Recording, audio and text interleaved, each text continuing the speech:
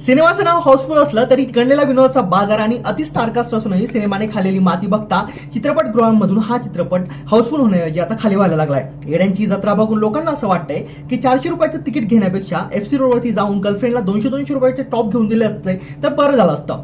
सिनेमातील 3 लाल परींनी असा काही अभिनय केलाय की सिग्नलवरती लाल सिग्नल बघून सुद्धा आता थांबण्याची इच्छा नाही होते. म्हणजेच काय तर मेलो तरी चालेल पण हे चित्रपट नको रे बाबा असं वाटायला लागलाय. अक्षय कुमारला माहिती होतं की आपला चित्रपट गंडा, त्याच्यामुळे पहिल्याच दिवशी चित्रपटगृहांबाहेर मास्क लावून त्याने लोकांकडून रिव्ह्यू जाणून घेतले. पण ते काही असो, अक्षय पाजी वी आर लव्ह यू.